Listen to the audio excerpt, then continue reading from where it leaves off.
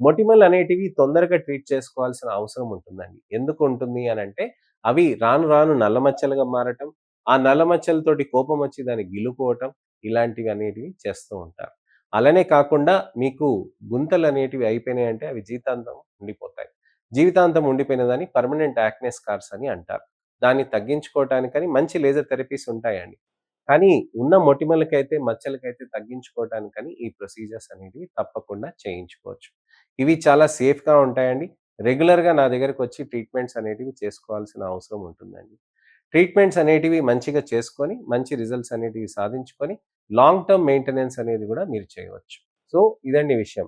చర్మంలో మీకు మొటిమలొచ్చి, నల్ల మచ్చలొచ్చినప్పుడు ఏ విధంగా జాగ్రత్తలు తీసుకోవాలనే దాని గురించి అని చెప్పాను. ఇంట్లో మీరు తీసుకోవాల్సిన జాగ్రత్తలండి మంచిగా 3-4 లీటర్స్ వాటర్ తీసుకోవటం, అలానే మంచిగా జెంటిల్ క్లెన్జర్స్ తోటి, ఫోమింగ్ ఫేస్ వాషెస్ తోటి మీరు చేయటం, అలానే వచ్చేసి మీకు హైడ్రేటింగ్ ఫ్రూట్స్ కానీ, వెజిటబుల్స్ కానీ తీసుకోవటం, జంక్ ఫుడ్స్ ఇవన్నీ అవాయిడ్ చేయాల్సిన అవసరం ఉంటుంది.